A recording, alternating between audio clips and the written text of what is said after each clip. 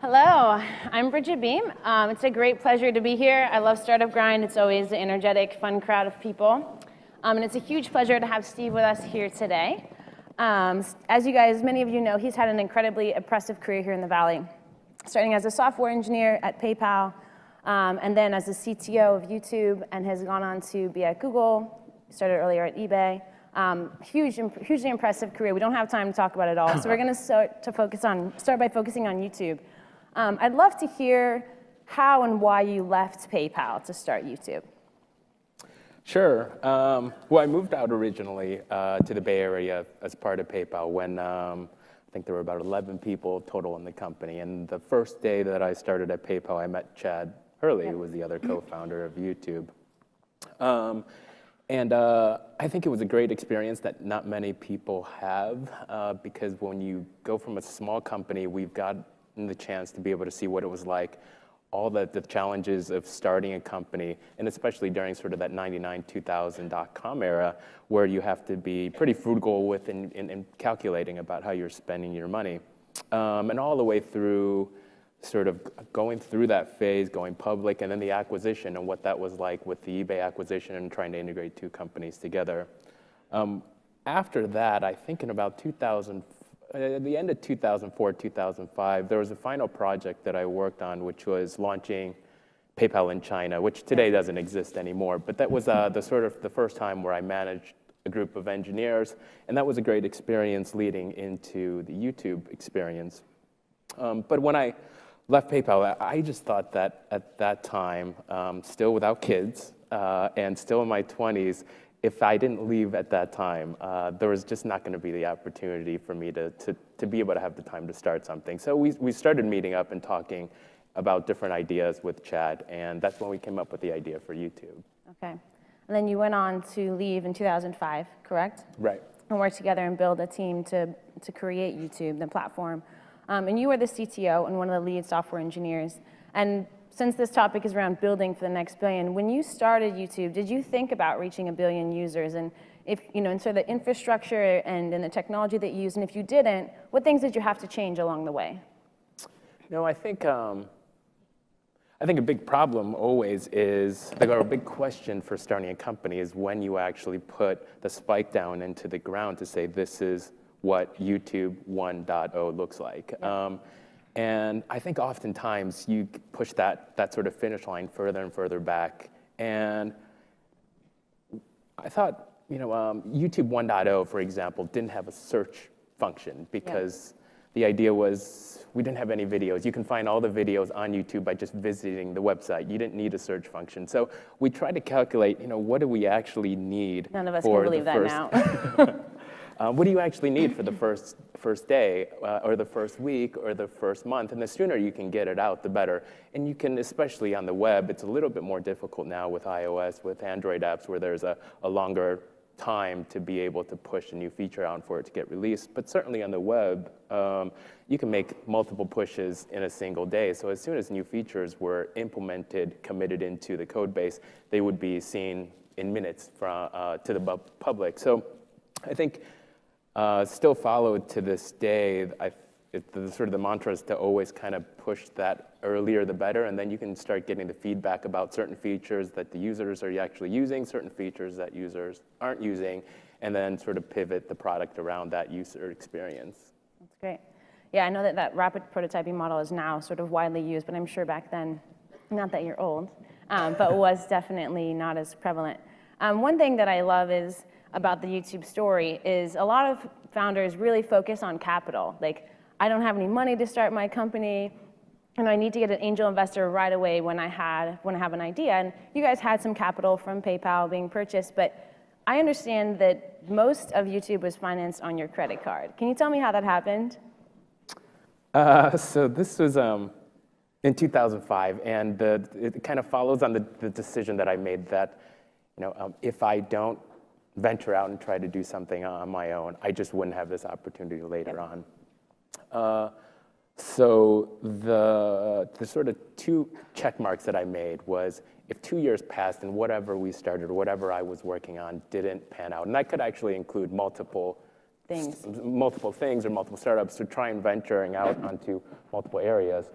or if whatever I had saved up from eBay or Expired. yeah, so if I ran out of money or ran out of time, I would have to go back to work at PayPal or eBay again. Luckily, and it came down pretty close to running out of money. It was about 9 months. It was self-funded, and towards the end of right before we received funding from Sequoia Capital, I didn't know that you could do this. I was reaching my credit card limit on a monthly basis, but you can actually pay your credit card multiple times throughout the month. And if you do that, then you can actually 2x, 3x, whatever your credit card limit is for the month. I'm just running the conversation between you and Chad, which is like, who's going to put their credit card down? But it was lucky that it was you, I guess, in the end, because you were nice enough to pay it off multiple times. I got a lot of Amazon points. A lot of Amazon points. Endless miles forever. One thing I think is interesting is, especially coming from the PayPal background, where it's much more focused on monetization very early on, same with eBay, you guys chose not to monetize. You chose not to have advertising on YouTube, even up to the acquisition. Can you tell me why and about that decision? I think there are two aspects of sort of perspectives on that question, right? I think there is, from a pure product standpoint, it's just the easy way to advertise or monetize YouTube would have been to just put pre-rolls and interstitials, ads in front of videos. And just video ads actually make a lot of money. But at the end of the day, I think it's about the user experience. The virality of the website really stemmed from me liking the experience and sharing it with my friends, with my family. And if you put 15-second pre-rolls, 30-second pre-rolls, especially if the ads have nothing to do with the content that you're watching, or if every video is prefixed with 15 seconds of content that you don't want to watch, that really tarnishes, I think, that experience overall. So when we were asked the exact same question when we were pitching the idea to Sequoia, which was, what is your monetization strategy? And it was always that if we wanted to, we could always put ads in front of the videos. But really the focus is still about the users, the user experience, the number of videos uploaded, number of users that are getting created every day, number of videos watched. And we just thought that as long as we can keep that up at an affordable rate, we can always put in, figure out the monetization afterwards. And I think I was always inspired by the way that Google was able to monetize. I think that there are kind of three parties at stake on Google. They're the people that conduct the searches, they're the people that are monetizing, and they're the websites themselves. And that translates over, I think, to YouTube, which is, I think there are people that pay for ads, they're the people that create the content, and they're people that are viewing this content. And if there was a way that we could come up with a strategy that makes all three of those parties happy at the same time, it's a win-win-win situation. And so that, for us, was trying to keep that until we can actually figure out that product, we wouldn't put in ads. And luckily, after the acquisition, we were able to produce a product that everybody liked. Yeah, it's great. It's interesting. It's a great segue to my next question. Thank you. As around the acquisition, you guys, it's almost a record-breaking acquisition. So you started the product, I think the domain was registered in 2005, and you were acquired in 2006. Can you tell me about the decision to get acquired so quickly, and just the process that you guys went through to decide who would acquire you? Because I know you had a number of offers on the table. I think that, if I remember correctly, there were about 65 employees that were working at YouTube when the acquisition happened, right? And it was, I think in some ways, YouTube grew too quickly. We hired all the engineers that we had emails to still at PayPal. We hired the entire team, as many people as we knew, but we just needed more people. And then at the time, there were two big things that I remember. There was mobile. There was a lot of ask for getting YouTube, bringing the YouTube experience onto mobile, that we didn't have anybody at YouTube at the time that had any experience doing that, and internationalization. So I think it came right after the acquisition by Google, but over 50% of the traffic, and it's much, much more now, but over 50% of the traffic was coming from outside the US. And so we had to figure out what that sort of internationalization strategy, and that encompasses localizing the website, translating the website, but also as we start launching and putting servers into data centers around the world, you actually have a physical presence there, and so there's the legal and the copyright, which, with YouTube, we were always fighting on a daily basis. So I think that we it was a decision that Chad and I made that it's for us as well as best for the company that we needed to be sort of partner up with a larger company. And I think we broke some records with the amount of time that it took. So from the time the decision was made, I remember it was on a Tuesday night, we made the decision that we were going to sell the company, where we were going to be acquired. Got together with the board to get the board's approval that this is okay, that we want to sell the company.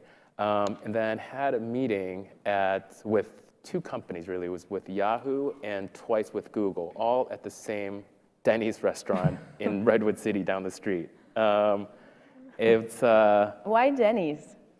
I just have to ask. The idea, well, so the first meeting was with Yahoo, and we didn't want to meet at the Yahoo headquarters because we thought that as soon as we were there, As soon as you were seen. It was going to be sort of, I don't know, it was going to be gossip that they were going to sell the company. And we then had to pick a restaurant. And there's so many things in Palo Alto that actually all the sort of venture capitalists were going to be at. So we thought if there's a restaurant that we're not going to find any investors in, it would probably be Denny's. So it's right off of Woodside Road there. And we met at Denny's. And then it was kind of an inside joke with Chad and myself when we started picking a spot with Google. It was, where do you guys want to meet at? We knew we couldn't meet at the Google campus, and we thought, wouldn't it be funny if we sat at the same table, at not Denny's. Unbeknownst to the people at Google, that we had just met the CEO of Yahoo the day before. And so anyway, so it was Tuesday, Wednesday, Thursday, and we had two meetings with Google, and Google just moved a lot faster. There were a lot of sort of things stuck in the legal quagmire of what we needed to do to make that acquisition happen. I think just for all acquisitions, but we really wanted to push that through. And so all throughout that weekend, it was pretty much working and sleeping at the legal offices. And then on Monday evening, right after the market closed, was when the announcement was made. And I think there's still a video up on YouTube today, my most popular video, where we announced we forgot to make the announcement to the users of YouTube. And so after we did all the celebration, we ran outside and filmed a quick video, kind of thanking the users and just saying, this is what's happening. Yeah, I think you guys had consumed some alcohol before that video. I've seen it before. Yeah, it was rosy red, yeah. It was awesome. It's a great video if you guys have a chance. They're like, we just sold our company and we really loved you guys. And it actually showed a lot about how you cared about the user base, and you guys obviously had put them first in terms of advertising and lots of other things. I also heard that you used to choose the top 10 videos that would be featured every day personally. Is that correct? Yeah, no, for gosh, I don't know how long, but that was sort of right before I went to sleep every night. It was viewing the top 10 videos, and I was always trying to, I don't know how this translates to the actual videos that I picked, but the idea behind it was not to pick the most popular videos viewed that day, but it was trying to showcase examples of the way that the YouTube platform could be utilized. And so if there was somebody that was shooting a video from North Africa and actually uploading it, they may have gotten only 100 views throughout the day, but we would feature that just to be able to say this is another way. So you didn't find many sort of dancing cat videos on the front page because those received so many views. You can just find that through. Later. But it's more about trying to find, there was Hurricane Katrina when that happened, and that was definitely featured on the front page because essentially all the videos that were actually shot of Hurricane Katrina came from people's personal phones. And so, it was trying to really feature like political content, international content that people didn't automatically link up in their heads. This could be a use for YouTube. Yeah, it's actually something I've thought a lot about. So if you look at the evolution of YouTube, and now you have people who are demonstrating their video game skills on YouTube and have millions of views. But you also have this side of like political upheaval, people being able to have an individual voice, and just the incredible amount of content users can create from anything from makeup, but also if they want to disrupt or showcase something that's happening in their country that they don't like. And I'm just curious, what has surprised you in all of the chaos and glory and beauty that has become YouTube? What has surprised you most about the use of the platform and sort of how it's evolved? There was, I remember there was one night I turned on, what was it, like the 6 p.m. news, and there's typically sort of one big feature story followed by a commercial and then two additional stories. And I was shocked to see there was something about, somebody filming, somebody that was on the taking a train on from Oakland into San Francisco, and they saw somebody punching somebody else on the Oakland train. But the big thing that surprised me was all three of the featured stories on the news that night were actually using YouTube videos. And it was a shock to say, like, what we created this originally for, and then to this day that you're actually seeing on primetime TV, primetime news, like, this is user-generated content that's actually the source of the stories, of the primetime stories that are using for the news. And there's a lot of other events when, I think the presidential elections with all the videos of President Obama, at the time using YouTube as a way to be able to get his story out. We never thought that was going to be, this platform that we built was going to evolve into that scale. Yeah, and I think it's amazing. I mean, I watch YouTube. I actually watched last night, my husband sent me a video of Queen versus Kanye singing Bohemian Rhapsody. It's pretty funny, but I pity Conway for that as well. But you just think about, like, it was supposed to be a joke. It's okay, you don't have to laugh. I mean, they did actually watch the video. But I just think about just that ability for users to speak out and to think about the cultural change that's had around the world in individual communities and the voice that it's given individual people. But I'd love to transition quickly because this is something I've wondered about a long time. You were part of the very early PayPal team. I'll rat you out a little bit here. Your senior year in college, you decided to leave school without graduating, which I'm sure your parents were thrilled about, and moved to the Silicon Valley and joined the PayPal team, so one of the early employees. And then we've seen a lot of these founders from PayPal go on to start a ton of companies to the point that they're now called the PayPal Mafia. And I'd love to hear, why do you think that happened? Is there a culture that came out of that company that PayPal sort of bred, or was it all of you guys together that really inspired you to go out and as a group become serial entrepreneurs? Right. No, it's not the first time I've been asked that question. I mean, it's kind of a bit theoretical because I'm not sure of what motivated the other guys to leave PayPal to start. But I think for us, especially for the three co-founders, Chad, Javed, and myself, we all came from PayPal. I think, and we were all early employees at PayPal, and I think going from sort of 99 to 2005, as I mentioned before, we got a chance to see what it was like when it was under 15, 20 people. We had a chance to see what it was like being very frugal with sort of what investments we did receive before the dot-com crash and through the acquisition. And I think that a big thing for us was to be able to see that the co-founders of PayPal, Peter Thiel and Max Levchin, they really had no experience with banking and payments whatsoever. And so it was about an idea, and it was actually about building that idea.